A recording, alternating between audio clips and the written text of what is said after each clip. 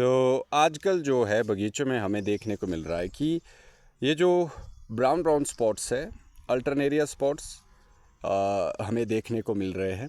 और ये एंथ्राकनोज के भी स्पॉट हो सकते हैं। और इनसे और ये जो आपको दिख रहे हैं ये क्लोरोटिक लीफ वायरस है। और इन स्पॉट्स के लिए हमें जो है अभी से प्रिवेंटिव तैयारी करनी पड़ेगी। इस टाइम पे हमें नेटिवो, मैरीवॉन या फिर कोई ऐसा मॉलिक्यूल जो अच्छा मॉलिक्यूल है उसका हमें यूज़ करना चाहिए जिसमें टेबुकोनाजोल हो, क्योंकि वो अल्टरनेरिया के प्रति बहुत ज़्यादा सक्रिय है।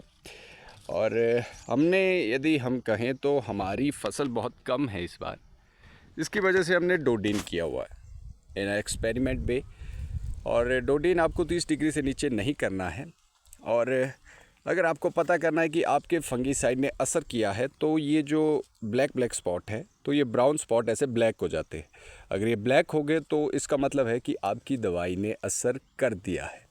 अभी पिछले कल ही हमने डोडिन की है, बाकी इसके क्या रिज़ल्ट आएंगे 2-3 दिनों में हम आपको बताएंगे। अगर ये ब्लैक हो जाता है तो डोडिन आपको लगभग 100-200 में पड़ जाती है, तो आपका जो खर्चा है वो बच जाएगा। जहाँ पे टेबुकोनाजोल आपको स्टार्टिंग ही 600 से ऊपर होती है। ये ग्रैनी स्मिथ है, आप देख सकते हैं, काफ़ी अच्छा साइज़ है इसका। और ये पिछली बार हमने मैनकोजेब किया था जिसकी वजह से ये जो है ब्राउन स्पॉट्स जो है ये ब्लैक हो चुके थे। एंथ्राकनोज के लिए जो है बेस्ट आपका कर्जर या डेफकोनाजोल या स्कोर जैसी दवाइयों का यूज़ भी आप कर सकते हैं। लेकिन इस टाइम पे जो सबसे ज़्यादा ज़रूरी है वो आपको करना चाहिए टेबुकोनाजोल का यूज़, क्योंकि जो आपके नेटिवो का टाइम है वो आप इस टाइम पे करेंगे तो अच्छा रहेगा। बाद में वो कलर आने में थोड़ी दिक्कत पैदा करता है। और आप देख सकते हैं कि स्केल का भी आगमन हो चुका है। ये जो पिंक स्पॉट आपको दिख रहा है यहाँ पे, अगर मैं फोकस करूँ तो जो पिंक स्पॉट है ये स्केल है गाइज। और यहाँ आप देख सकते हैं कि भले ही बारिशें कम हुई हो, मॉइस्चर नीचे ज़मीन में बहुत ही ज़्यादा कम या नहीं है, क्योंकि ट्रेडिशनल ऑर्चर्ड में हम बिल्कुल भी सिंचाई नहीं करते हैं। हम क्या, कोई भी नहीं करता है। और आप देख सकते हैं फिर भी साइज़ काफ़ी अच्छा हमें देखने को मिलता है। इसका कारण ये भी हो सकता है कि इस बार फसल कम है, उसकी वजह से भी साइज़ छोटा होगा। ये रॉयल के बगीचे हैं और कलर आना इनमें शुरू हो चुका है।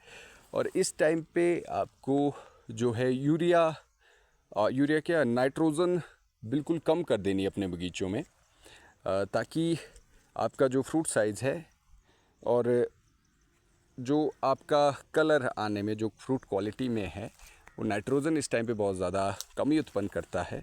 इस टाइम पे आपको ना यहाँ पे फॉलियर मतलब स्प्रे के माध्यम से ना ही जड़ में आपको कोई भी नाइट्रोजन नहीं देनी है। पोटाश की मात्रा अब आप बढ़ा सकते हैं, पोटाश देना अब आप शुरू कर दीजिए। और हो सके तो आप सनबर्न से बचाने के लिए, क्योंकि बारिशें नहीं हो रही है, बहुत ज़्यादा सनबर्न का दिक्कत रहती है, तो आप इस टाइम पे जो है कैल्शियम कार्बोनेट या कैल्शियम क्लोराइड जैसी स्प्रेज कर सकते हैं जो सनबर्न से इसे रोकता है।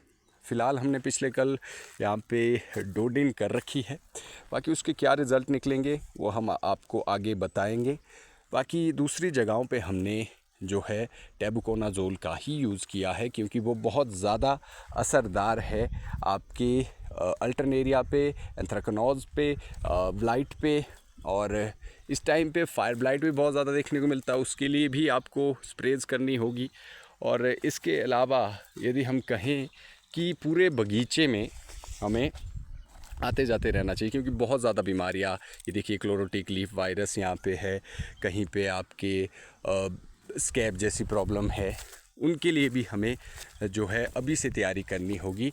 और इस समय जो सबसे बड़ी प्रॉब्लम रहती है वो माइट की रहती है, क्योंकि बारिशों के बाद माइट एकदम से बढ़ जाती है।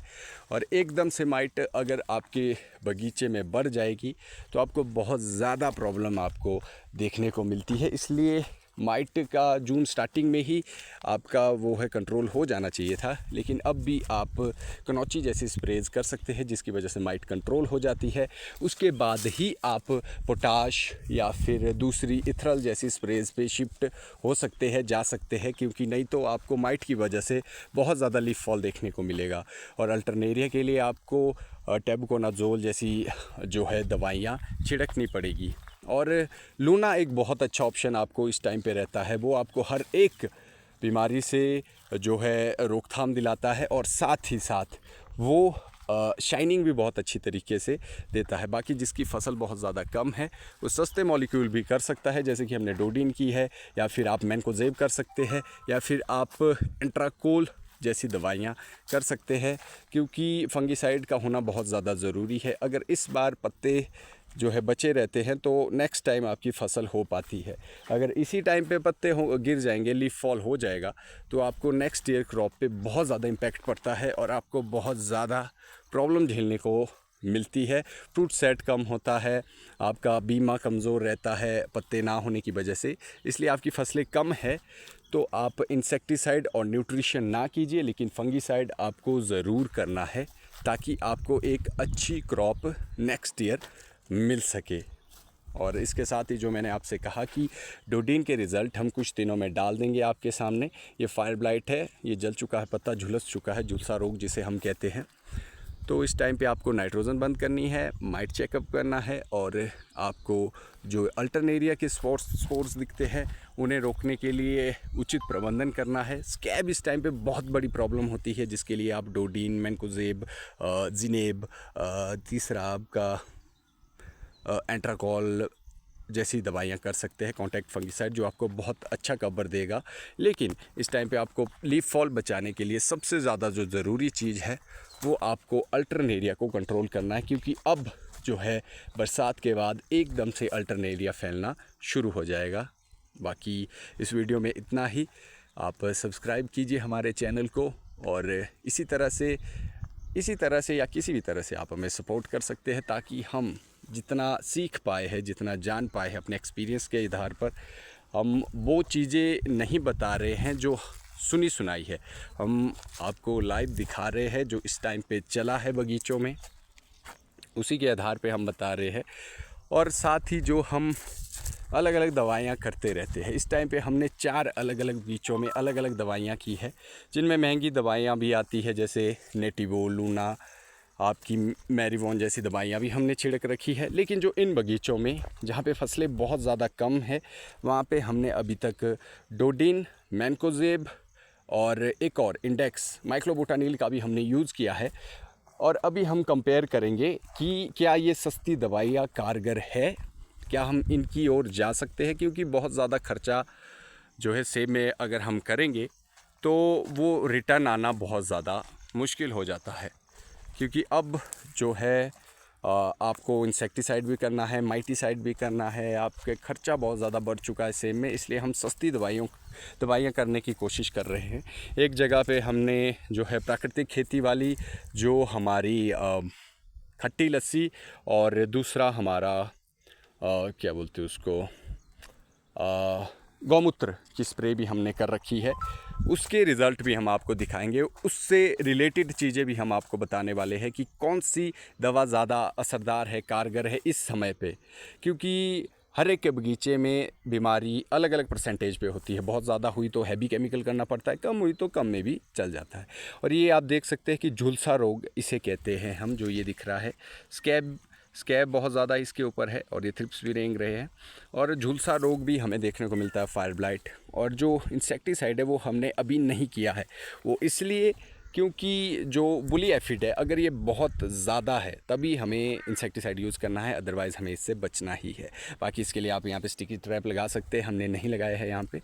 और आप देख सकते हैं सेब की शाइन के लिए आपको कैल्शियम करना है, और नाइट्रोजन बिल्कुल रोक देनी, क्योंकि जुलाई स्टार्टिंग है, और नाइट्रोजन आपको बिल्कुल रोक देनी है, और पोटाश आपको बढ़ा देना ताकि क्वालिटी बन सके। साइज़ में भी पोटाश बहुत ज़्यादा रोल जो है रखता है, क्योंकि जो पोटाश है वो सेब के साइज़ को बढ़ाने में भी बहुत ज़्यादा मदद करता है, साथ ही कलर भी वो लाने में मदद करता है। कलर रॉयल में आना शुरू हो चुका है, इसलिए पोटाश की मात्रा अब आपको बढ़ा देनी। बाकी आप सब्सक्राइब कीजिए हमारे चैनल को, ताकि हम इसी तरीके के अपने एक्सपीरियंसेस आपको बता सकें, और बाकी जो रिज़ल्ट है, जो कंपैरिजन है, उसके लिए हम एक नेक्स्ट वीडियो ज़रूर लाएंगे। धन्यवाद।